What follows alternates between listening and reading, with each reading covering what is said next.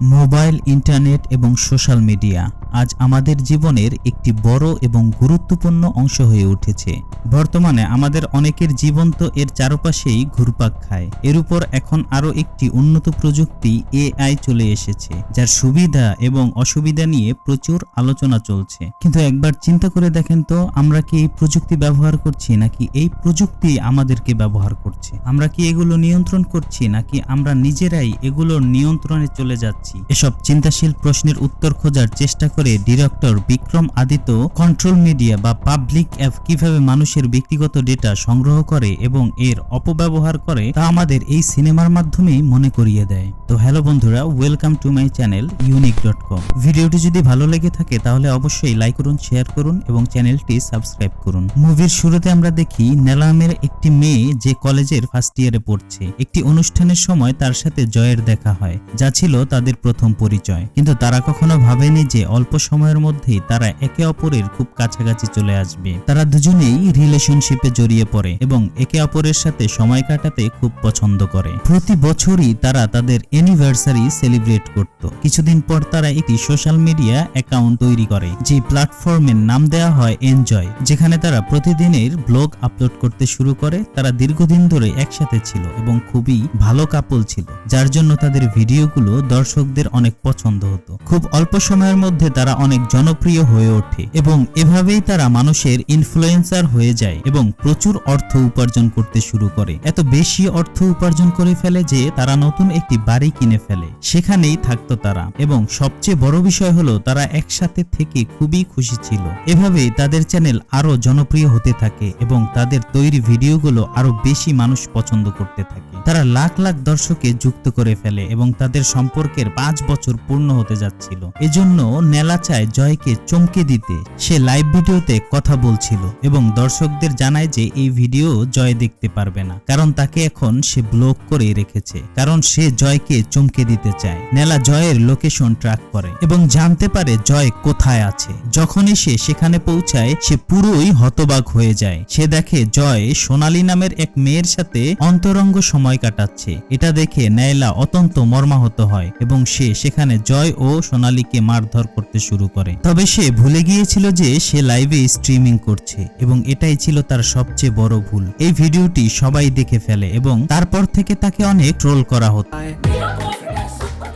তারপর নাইলার কাছে জয়ের একটি ভিডিও কল আসে। সে নিজে সাফাই দেওয়ার চেষ্টা করে, কিন্তু নাইলা জানায় যে সাফাই দেওয়ার দরকার নেই, কারণ তারা আর একসাথে থাকতে পারবে না। জয় বোঝানোর চেষ্টা করে যে তারা সপ্তাহে একবার দেখা করে এবং তারা একটি অর্গানাইজেশনের জন্য কাজ করছে, কিন্তু জয় কাদের জন্য কাজ করছে সে তা নাইলাকে জানায়নি। নাইলা মনে করে জয় মিথ্যে কথা বলছে, তাই সে কলটি কেটে দেয়। এইসব ব্যাপার নিয়ে খুব কষ্ট পাচ্ছিল নাইলা, কারণ তার মনে হচ্ছিল জয় তাকে প্রতারণা করেছে। নাইলা সোশ্যাল মিডিয়ায় একটি পোস্ট দেয়, তাদের ব্রেকআপ সম্পর্কে জানায় এবং বলে যে সে একাই যথেষ্ট। এর পরের সিনে দেখা যায় তার বেস্ট ফ্রেন্ড বিনাকে কল করে এইসব কথা জানায়, কিন্তু সে জানতে পারে যে সোশ্যাল মিডিয়ায় জয়কে খারাপ হিসেবে দেখা হচ্ছে না, বরং নাইলাকেই ট্রোল করা হচ্ছে এবং সবাই তাকে ভুল বুঝতে পারে এবং ফলে তার প্রতি অনেক নেগেটিভ কমেন্ট আসতে শুরু করে। তখন নাইলা ডিপ্রেশনে চলে যায়। এই সময়ে সে কন্ট্রোল অ্যাপ সম্পর্কে জানতে পারে। এই অ্যাপটি হলো এমন একটি অ্যাপ যেই অ্যাপের মাধ্যমে মনের ভাব প্রকাশ করা যায়। নাইলা এমনিতেই ডিপ্রেশনে ভুগছিল, তাই মন ভালো করার জন্য এই অ্যাপের সাথে চ্যাট করা শুরু করে এবং জানতে পারে যে এই অ্যাপে এমন একটি টুল আছে যার মাধ্যমে পিছনের সব স্মৃতি মুছে ফেলা যায়, এমনকি অটোমেটিক্যালি ভিডিও থেকে এবং পিকচার থেকে অন্য কারো ফটো সরিয়ে ফেলা যায় বা রিমুভ করা যায়। এটি দেখার পরে নাইলা একটু দেরি না করে অ্যাপটি ডাউনলোড করে এবং সব অ্যাক্সেস অ্যালাউ করার পর সে লগ ইন করে। এরপর তার সামনে অ্যালেন নামের একটি ক্যারেক্টার আসে, যে তাকে জানায় যে সে তার সবকিছুতেই সাহায্য করতে পারবে,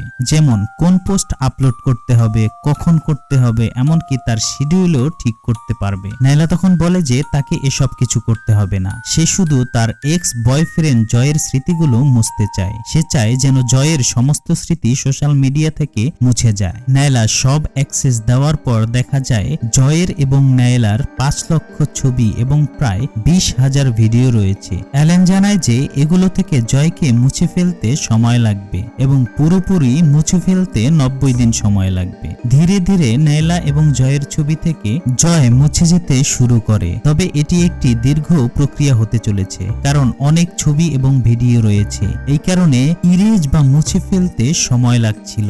তাই অ্যালেন তাকে বলে যে সে ঘুমিয়ে যেতে পারে, সে সারা রাত কাজ করবে এবং জয়কে মুছে ফেলার জন্য সম্পূর্ণ চেষ্টা করবে। নেলা ঘুমিয়ে পড়ে, কিন্তু এআই ডেভেলপার মোডে চালু হয়ে যায় এবং নিজের মতো করে জয়ের স্মৃতিগুলো সে মুছে ফেলতে শুরু করে, তার ছবি এবং ভিডিও সরাতে থাকে। পরের দিন সকালে নাইলা ডিপ্রেশনের অবস্থা থেকে বেরিয়ে আসতে চায় এবং অনেক জিনিস ভাঙতে শুরু করে। পরে সে অ্যালেনের কাছে জিজ্ঞাসা করে এই ভিডিওটি কি সে সোশ্যাল মিডিয়া অ্যাকাউন্টে আপলোড করবে কিনা। অ্যালেন তাকে ভার্মে যাওয়া অর্থাৎ গোল্লায় যাওয়ার শিরোনাম দিয়ে ভিডিওটি আপলোড করার জন্য বলে। নাইলা তার সোশ্যাল মিডিয়ায় একটি নতুন আইডি তৈরি করে এবং ভিডিওটি সেই প্ল্যাটফর্মে আপলোড করে। ধীরে ধীরে সে প্রচুর পজিটিভ কমেন্ট পেতে শুরু করে। ফলোয়াররা তার ভিডিওগুলো পছন্দ করতে থাকে। কয়েক সপ্তাহের মধ্যেই সে খুব জনপ্রিয় হয়ে ওঠে এবং প্রায় 10 লক্ষ ফলোয়ার পেয়ে যায়। নাইলা এই পর্যায়ে এসেছে একমাত্র অ্যালনের জন্য, কারণ অ্যালনি তাকে পথ দেখিয়েছিল এবং অ্যালনি তার সময়সূচি ঠিক করে, কোথায় যেতে হবে তাও বলে দেয়। স্পন্সরশিপ এবং প্রচুর বিজ্ঞাপন থেকে নাইলা কোটি কোটি টাকা আয় করা শুরু করে এবং সে একজন সেলিব্রিটি হয়ে ওঠে। সবাই তাকে চিনতে শুরু করে এবং তাদের থেকে সে প্রচুর ভালোবাসাও পেতে থাকে। একদিন দেখা যায় জয় তার কাছে কল করছে, কিন্তু নাইলা কোনোভাবেই তার কল রিসিভ করছে না এবং তা কেটে দেয়। সেই রাতেই দেখা যায় জয় আবার নাইলার বাড়ির বাইরে আসে। সিসিটিভি ক্যামেরার মাধ্যমে নাইলা সবকিছু দেখে ফেলে এবং জয় বলে যে তার গুরুত্বপূর্ণ কিছু কথা আছে, রিলেশনশিপের ব্যাপারে নয় বরং অন্য কিছুর ব্যাপারে, যা সম্পর্কে তার জানা খুবই জরুরি। তবে নাইলা তার কথা শোনে না এবং সিকিউরিটি গার্ড তাকে ধরে নিয়ে যায়। এখন আমরা দেখতে পাই যে নাইলা যখন এক্সারসাইজ করছিল তখন জয়ের কাছ থেকে একটি মেসেজ আসে। জয় কিছু জরুরি কথা বলতে চেয়েছিল এবং তাকে আগামীকাল বিকাল 5টায় দেখা করতে বলেছে, কিন্তু এখানে অ্যালন নাইলাকে কিছুই না জানিয়ে আই উইল বি দেয়ার লিখে রিপ্লাই করে দেয়। তারপর আমরা দেখতে পাই অ্যানল দোনোটা মেসেজ ডিলিট করে দেয়। 4 দিন পর ভিনা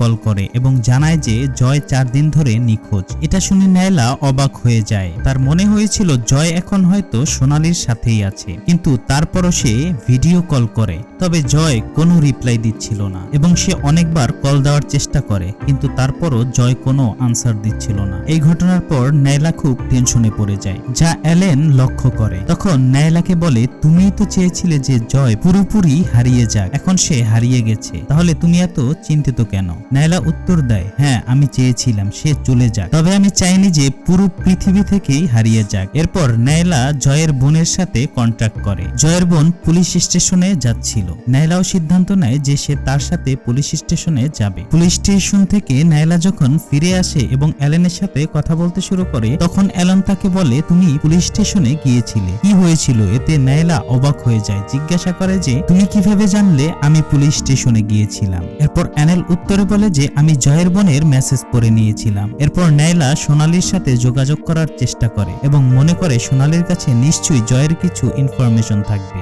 সোনালীও জানায় যে তার সাথে 3-4 দিন ধরে জয়ের সাথে কোনো যোগাযোগ নেই। নাইলা খুব ভালো করেই জানে যে সোনালী নিশ্চয়ই কিছু জানে, কারণ তারা দুজনেই একটি সংস্থার জন্য কাজ করত। অবশেষে সোনালী সবকিছু জানাতে রাজি হয় এবং বলে এই কথা যেন শুধু আমাদের মধ্যেই গোপন থাকে। সোনালী জানায় যে জয় ইউনিকর্ন নামে একটি সংস্থার গোপন তথ্য সম্পর্কে জেনেই ফেলেছিল, যা মান্ত্রা নামের একটি কোম্পানি পরিচালনা করত। মান্ত্রা এমন কিছু প্রযুক্তি তৈরি করছে যা মানুষের ব্যক্তিগত জীবনে প্রভাব ফেলতে পারে এবং জয়ের কাছে এই কোম্পানির কিছু গোপন তথ্য চলে এসেছিল। এই কথা শুনে নাইলার মনে পড়ে সে রাতের কথা যখন জয় তার কাছে এসেছিল এবং রিলেশনশিপের বাইরের কিছু বিষয়ে কথা বলতে চেয়েছিল। তখন নাইলা জয়ের ইমেইল হ্যাক করে এবং সেখানে দেখে যে জয় ডিসুজা নামের একটি ব্যক্তির সাথে কথা বলছিল এবং কিছু প্রমাণের বিষয়ে আলোচনাও করছিল। কিছু তথ্য খুঁজে পাওয়ার পর নাইলা জানতে পারে যে ডিসুজা মারা গেছেন। এটা দেখে নাইলা পুরোপুরি হতবাক হয়ে যায়, কারণ খবর ছড়িয়ে পড়েছিল যে ডিসুজাকে হত্যা করা হয়েছে। এই বিষয়ে একটি ভিডিও ছিল যেটা মায়ান নামের একজন আপলোড করেছিল। এরপর দেখা যায় একটি ব্রেকিং নিউজ আসে এবং জানা যায় যে জয়কেও হত্যা করা হয়েছে এবং তার ডেড বডি সম্প্রতি পুলিশ পেয়েছে। এতে নায়লা পুরোপুরি ভেঙে পড়ে এবং জয়ের মৃত্যুতে একটি বড় ধাক্কা খায়। সে তার ফিউনারেলেও যায়। এরপর অ্যানল জানায় যে তাদের কাজ করতে করতে 90 দিন হয়ে গিয়েছে এবং জয়কে মুছে ফেলার জন্য সর্বশেষ পোস্ট বাকি ছিল, যেটি অ্যালেন পুরোপুরি মুছে দেয় এবং নায়লাকে অভিনন্দন জানায়। এরপর নায়লা মায়াঙ্কের সাথে যোগাযোগ করার চেষ্টা করে কারণ তার ভিডিও ডিলিট করা হয়েছিল। মায়াঙ্ক জানায় যে এটি মান্ত্রার একটি বড় স্ক্যান্ডেল এবং ডিসুজা ও জয়ের মৃত্যুর পর এখন তার পালা আসতে পারে, তাই সে চলে যাচ্ছে। তবে মায়াঙ্ক নায়লাকে সেই ভিডিওটি দিয়ে যায় যেখানে জয় মান্ত্রা এবং ইউনিকর্ন সম্পর্কে সবকিছু বলেছিল। ভিডিওতে জয় জানায় যে মান্ত্রা ইউনিকর্ন তৈরি করছে এবং সেই ইউনিকর্ন এর মাধ্যমে এমন একটি অ্যাপ তৈরি করছে যা সামাজিক মিডিয়াকে সম্পূর্ণরূপে ধ্বংস করে দিতে পারে এবং মানুষের ব্যক্তিগত জীবনেও এর প্রভাব ফেলতে পারে। কেবলমাত্র সামান্য অ্যাক্সেস পেলেই তাদের কাজ হয়ে যাবে। এসব শোনার পরে নায়লার মনে হয় সে কি একই অ্যাপ ব্যবহার করছে। হ্যাঁ, তার সন্দেহই সঠিক ছিল, কারণ যখন সে কন্ট্রোল অ্যাপের সম্পর্কে পড়তে শুরু করে তখন সে জানতে পারে যে এই অ্যাপটি মান্ত্রা দ্বারাই তৈরি। তাই সে সঙ্গে সঙ্গে কন্ট্রোল অ্যাপ থেকে তার অ্যাকাউন্ট লগ আউট করে দেয় এবং রেগে গিয়ে ভিডিওটি তার সোশ্যাল মিডিয়ায় আপলোড করে। কিন্তু দেখা যায় নায়লার অ্যাকাউন্টটি আনইউজুয়াল অ্যাক্টিভেশনের কারণে বন্ধ করে দেওয়া হয়েছে, কিন্তু ডেভেলপার অ্যাক্সেস মোড এখনো চালু ছিল, যার ফলে অ্যালেন তার কণ্ঠ পরিবর্তন করে এমন একটি ভিডিও তৈরি করে যেখানে দেখা যায় জয় বলছে যে এই সবকিছুর জন্য নায়লাই দায়ী এবং তার মৃত্যুর জন্য সে দায়ী থাকবে। এই ভিডিওটি আপলোড হওয়ার পরের দিনই নায়লাকে গ্রেফতার করা হয়, কারণ সবাই মনে করেছিল যে জয়ের মৃত্যুর জন্য নায়লাই দায়ী। সে মেসেজটিও সামনে আসে যেখানে জয় নায়লার সাথে দেখা করতে চেয়েছিল এবং নায়লাও রাজি হয়েছিল। অন্যদিকে অ্যালন সেই মেসেজটি মুছে ফেলেছিল, যার ফলে এটি প্রমাণিত হয় যে সবকিছু নায়লারই দোষ। এরপর মান্ত্রার সিইও আরিয়ান সামনে আসে এবং বলে যে নায়লা সোশ্যাল মিডিয়ায় খুবই অ্যাক্টিভ ছিল, কিন্তু তার মানসিক অবস্থা ভালো ছিল না। তাই তারা হেলথ কন্ট্রোল অ্যাপ চালু করেছে যা মানুষের জীবন পুরোপুরি নিয়ন্ত্রণ করবে এবং ভুল পদক্ষেপ নেওয়া থেকে বিরত রাখবে। অথচ এই অ্যাপটি বহু আগেই তৈরি হয়েছিল। নায়লা এটি বহুদিন ধরে ব্যবহারও করেছিল। এর পরের সিনে আমরা দেখতে পাই নায়লাকে কারাগারে রাখা হয়। তার বন্ধু বিনা এবং মান্ত্রার একজন আইনজীবী তার সাথে দেখা করতে আসে। আইনজীবী তাকে একটি প্রস্তাব দেয়, তোমার কাছে মান্ত্রার বিরুদ্ধে যা প্রমাণ আছে, যা কিছু আছে বা যা কমপ্লেইন আছে, যদি সেগুলো তুমি প্রত্যাহার করে নাও তাহলে আমরা তোমাকে জেল থেকে ছাড়াতে পারি, তা না হলে এখানেই থাকতে হবে তোমাকে এবং এখানেই পচে মরতে হবে। কারণ মান্ত্রা কোম্পানি অনেক বড় একটি কোম্পানি, এসব কাজের জন্য লয়ারদেরকে কোটি কোটি টাকা দেওয়া হয়। নায়লা রাজি হয়ে যায় এবং কারাগার থেকে মুক্তি পায়। জেল থেকে বের হওয়ার পর সে তার বাবার বেকারিতে কাজ করতে শুরু করে, কিন্তু তার জীবন পুরোপুরি ধ্বংস হয়ে গেছে। তার সমস্ত সোশ্যাল মিডিয়া অ্যাকাউন্ট সম্পূর্ণভাবে বন্ধ করে দেওয়া হয়েছে এবং এখন আর কেউ তাকে চেনে না। সে এখন একটি কেক শপের নামে একটি নতুন অ্যাকাউন্ট তৈরি করে, কিন্তু তাতে কোনো লাভ হয় না, কারণ এখন কেউ তাকে আর চিনতে পারছিল না এবং তার ফলোয়ার্সের সংখ্যাও বাড়ছে না, যার কারণে এখন তার জীবন পুরোপুরি ধ্বংস হয়ে গেছে।